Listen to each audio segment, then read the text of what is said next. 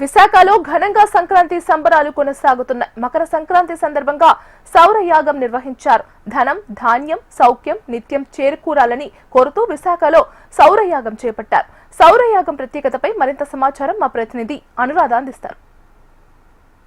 పండుగ వైభవం తెలుగు లోగిళ్లలో మరి అత్యంత వైభవంగా జరుగుతుంది. ముఖ్యంగా మన ఇష్ట దైవాల్ని దర్శిస్తూ ప్రార్థిస్తూ కూడా పూజా కార్యక్రమాలతో పాటు సంక్రాంతి శోభ అయితే మాత్రం విశాఖపట్నంలో కనిపిస్తుంది. ముఖ్యంగా ఒక ఆధ్యాత్మిక వాతావరణంలో ప్రస్తుతం నేను ఇక్కడ ఉన్నాను. ఇక్కడ చూస్తే గనక శౌర్య యాగం అంటే సూర్యుడి కోసం సూర్యుడిని ఆరాధిస్తూ చేసే యాగం అనేది ఇక్కడ నిర్వహిస్తూ ఉన్నారు. సంక్రాంతి అంటేనే మకర సంక్రాంతిగా పిలుస్తారంటే సూర్యుడు రాశి మారి తేజోవంతమయ్యే ఒక ప్రక్రియ అన్నది స్టార్ట్ అవుతుంది. కాబట్టి సూర్యుడిని ఆరాధిస్తూ ప్రత్యేకంగా పూజలు హోమాలు చేస్తే గనక పాడి పంటలు వచ్చి సుభిక్షంగా ఉంటాము అన్నది ప్రజలందరూ కూడా విశ్వసిస్తారు. అలాగే తెలుగు సాంప్రదాయాల్లో మనం ఏ పండుగ చేసినా ఏ శుభకార్యం చేసినా మొదటగా మనం దైవ దర్శనం దైవ ప్రార్థన అన్నది ఖచ్చితంగా చేయాలి. అందుకోసం ఈరోజు ఇక్కడ మరి యాగాలు అలాగే పూజలు కూడా నిర్వహిస్తూ ఉన్నారు. ఇక్కడ మనతో ప్రస్తుతం వేద పండితులు ఉన్నారు. వారితో ఒకసారి మాట్లాడుతాం. ఇలాంటి యాగాలు చేయడం వల్ల ఎలాంటి పుణ్య ఫలితాలు వస్తాయి, అలాగే సంక్రాంతికి సంబంధించి విశేషాలు ఏంటి మాట్లాడదాం. స్వామి నమస్తే. ముఖ్యంగా ఇక్కడ మీరు యాగాన్ని నిర్వహించారు, శౌర్యయాగం అనేది చేశారంటే సూర్యుడి కోసం మనం ప్రత్యేకంగా పూజా కార్యక్రమాలు చేసుకోవడం, హైందవ ధర్మాల్లో చాలా యాగాలకి విశేషమైన ఫలితాలు ఉండడం ఇవన్నీ ఉన్నాయి. ఏంటి స్వామి ఈ యాగం యొక్క విశిష్టత? ఈ యాగం ఇక్కడ విశాఖపట్నంలో మన ఆంధ్ర యూనివర్సిటీ గ్రౌండ్స్లో మన జీవీఎల్గా నిర్వహణలో ఈ యొక్క మహాసౌర యాగాన్ని నిర్వహిస్తూ ఉన్నాము. గత 7 రోజులుగా నిర్వహిస్తున్నాము. ఈరోజు ఆఖరి రోజు. ఈరోజు మహాపూర్ణాహుతితో ఈ యొక్క కార్యక్రమం అనేది ముగుస్తుంది. అయితే ముఖ్యంగా ఈ యొక్క మకర సంక్రమణ పుణ్యకాల సమయంలో మామూలు రోజుల కన్నా ఇంకా ఈ సమయంలో సౌరయాగం అని అంటే సూర్యుడికి సంబంధించినటువంటి మంత్రాలతో సౌర మంత్రాలతో అరుణ మంత్రాలతో హోమాలు ఇత్యాది కార్యక్రమాలన్నీ కూడా నిర్వహించి ఉన్నాము. ఎందుకంటే ఈ సమయంలో సౌరశక్తి అపారమైనటువంటి శక్తివంతంగా మనకి ప్రజల మీదకి ఆ యొక్క శక్తిని ప్రసాదిస్తూ ఉంటాడు ఆయన.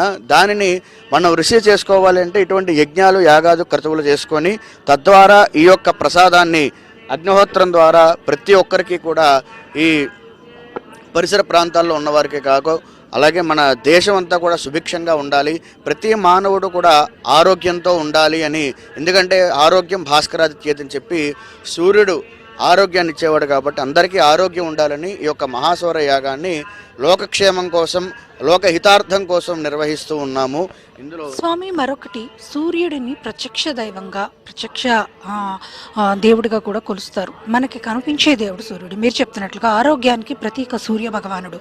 అందుకే కనుక ఇప్పటి నుంచి సూర్యుడు రాశి మారుతాడు, ఇంకా తేజవంతంగా మీరు చెప్పినట్టుగా ఇంకా తేజవంతంగా తను ప్రజ్వరిల్లుతాడు. కాబట్టి సూర్యుడి యొక్క ఆశీస్సులు అలాగే సూర్యుడి యొక్క పూజా ఫలితాలు మనకి దక్కాలంటే ఏం చేయాలి?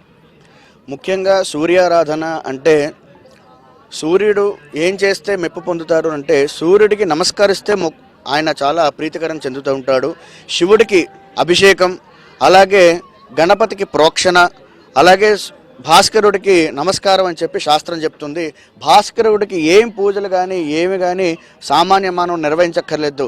కేవలం ఉదయాన్నే లేచి ఆ ద్వాదశాదిత్యులకి 12 నమస్కారాలు చేశారు. ఆ 12 నమస్కారాలు ఉదయాన్నే లేచి ప్రతి మానవుడు ఆ సూర్య నమస్కారాలు అనేది చేస్తే ఖచ్చితంగా అందరికీ కూడా ఆ సూర్య భగవానుడి యొక్క అనుగ్రహం సంపూర్ణంగా ఉంటుంది.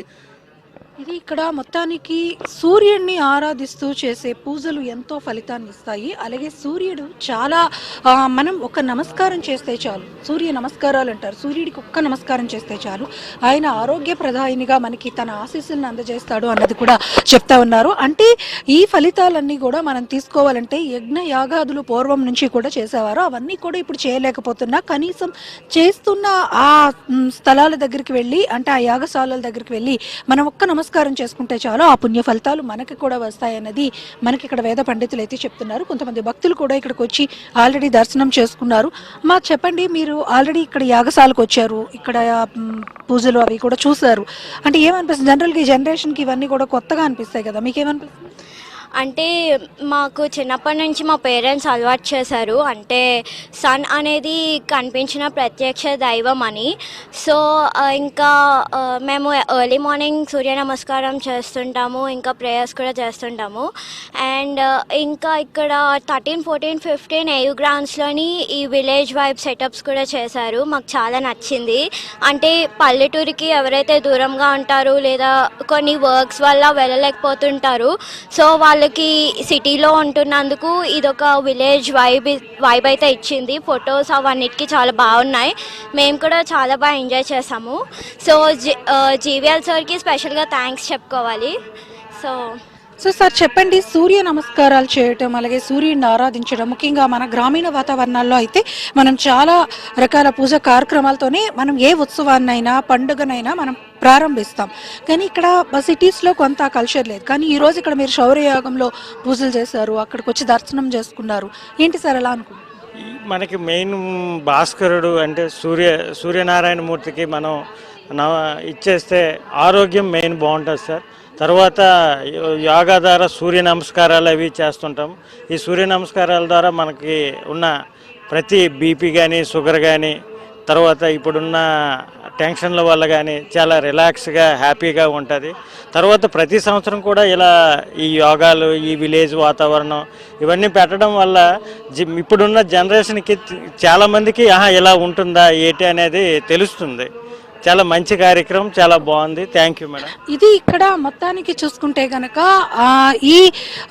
ఈ ఏడాది సంక్రాంతి సంబరాల్ని విశాఖపట్నంలో అత్యంత వైభవంగా జరుపుకోవడంతో పాటు ఆధ్యాత్మిక చింతనలో కూడా జరుపుకోవడం అనేది ఎంతో ఆనందంగా ఉంది అని అంటున్నారు. ముఖ్యంగా ప్రత్యక్ష దైవం ప్రత్యక్ష నారాయణుడు సూర్య భగవాను ఆరాధిస్తూ ఈరోజు ఈ శౌర్యయాగాలు ఇవన్నీ కూడా చేసుకొని ఆ పూజా కార్యక్రమాలు నిర్వహించుకోవడం అనేది ఎంతో అనిర్వచనీయమైన అనుభూతిగా ఇక్కడ భక్తులు కూడా చెప్తూ ఉన్నారు. మొత్తానికి ఈ సంక్రాంతి వైభవం అనేది తెలుగు ప్రజలందరికీ కూడా ఏడాదంతటికి సరిపోయే అంత ఆరోగ్యాన్ని ఐశ్వర్యాన్ని ప్రసాదించాలని హెచ్ఎంటీవీ తరపున మనం కూడా కోరుకుంటున్నాం. మరొకసారి హెచ్ఎంటీవీ ప్రేక్షకులందరికీ కూడా సంక్రాంతి శుభాకాంక్షలు.